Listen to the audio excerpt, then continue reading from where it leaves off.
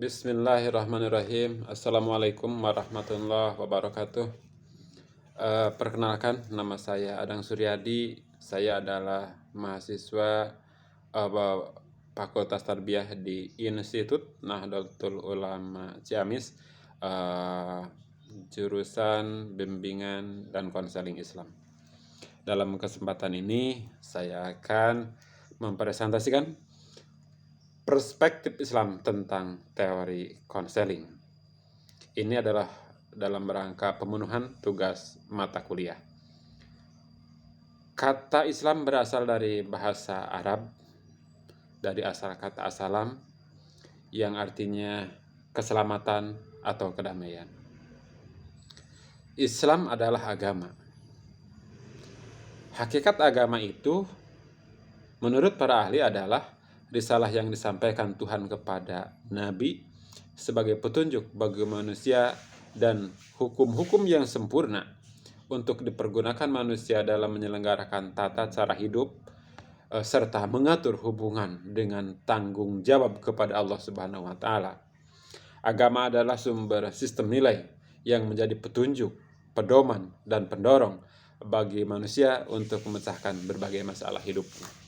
Lebih jauh, dijelaskan, agama Islam adalah agama Allah yang disampaikan kepada Nabi Muhammad SAW untuk diteruskan kepada seluruh umat manusia di muka bumi ini, yang mengandung ketentuan-ketentuan keimanan atau akidah dan ketentuan-ketentuan ibadah, amaliyah, muamalah syariah yang menentukan proses berpikir, merasa, dan berbuat, proses terbentuknya kata hati. Dengan demikian, para ahli menguraikan 3 unsur penting dalam agama Islam, yaitu iman, yang kita kenal dengan rukun iman. Ada 6 dalam rukun iman, yaitu keyakinan kepada Allah, keyakinan kepada malaikat-malaikatnya Allah, keyakinan pada kitab-kitabnya Allah, kepada rasul-rasulnya, hari akhir, dan terakhir, yakin terhadap qada dan qadar, ketentuan Allah. Unsur yang kedua, yang unsur penting, termasuk unsur penting dalam Islam, yaitu Islam itu sendiri, yang artinya penyerahan diri sepenuhnya kepada ketentuan Allah. Yang pertama, penyerahan kita dibuktikan dalam bentuk syahadat, 2 dalam melaksanakan sholat, ketiga dalam melaksanakan zakat, keempat melaksanakan puasa, dan yang terakhir melaksanakan ibadah haji. Ibadah yang terakhir, ibadah haji ini adalah merupakan ibadah yang tertinggi derajatnya untuk umat Islam, karena dalam ibadah ini semua elemen pengorbanan tertinggi, dari sisi waktu, biaya yang sangat mahal tentunya untuk kita sebagai warga muslim di Indonesia, masalah tenaga, pikiran, dan seterusnya. Maka ini adalah puncak ibadah untuk umat Islam.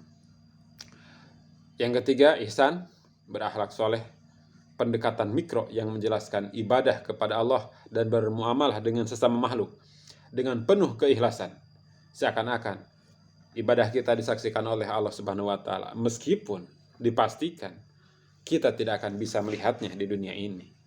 Adapun muamalah dengan sesama makhluk terdiri dari muamalah dengan sesama manusia, yang kemudian ada uraian-uraiannya lagi, diantaranya hubungan dengan Rasul dengan cara mentaati, meniru, mencintai, dan mendoakan dengan cara bersolawat. Yang kedua, menyantuni, membina diri kita sendiri. Berikutnya, hubungan dengan keluarga. Yang keempat, hubungan dengan masyarakat. Yang kelima, hubungan dengan bangsa dan antar negara. Juga hubungan dengan tumbuhan, dengan hewan, dengan benda-benda lain, dan seterusnya. Itu semua diatur oleh Allah Subhanahu wa Ta'ala dalam bingkai agama Islam. Yang berikutnya, berdasarkan penjelasan di atas, maka Islam selalu berorientasi kepada kebaikan, ke arah perkembangan yang positif. Lalu jika Islam kita gunakan sebagai kacamata dalam melihat teori konseling, bagaimana? Nah, ini masuknya materi teori konseling dalam perspektif Islam. Konseling dalam perspektif Islam dapat diartikan sebagai bagian dari ibadah atau amal yang harus dilakukan umat muslim untuk mendapatkan kedekatan dengan Sang Khalik. Konseling sebagai proses membantu individu oleh tenaga profesional yang bernama konselor. Tujuannya agar klien atau konseli dapat memahami diri, membuat keputusan, dan pemecahan masalah sebenarnya adalah merupakan suruhan atau tugas dari Allah Subhanahu wa Ta'ala yang sudah dituangkan dalam salah satu ayat di dalam Al-Quran. Di antaranya dalam surah Al-Asr ayat 1-3, Allah telah memberikan aba-aba bahwa hidup manusia akan sangat terikat dengan waktu dan sesungguhnya manusia berada dalam kerugian.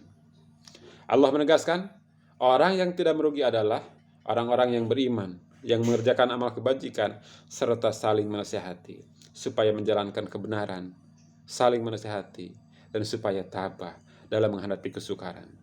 Watawassaw bil haq, watawassaw bis sabr. Demikian penyampaian perspektif Islam tentang konseling. Semoga bermanfaat. Kurang dan lebihnya mohon maaf. Wabillahi taufiq wal hidayah. Akhirul kalam. Assalamualaikum warahmatullahi wabarakatuh.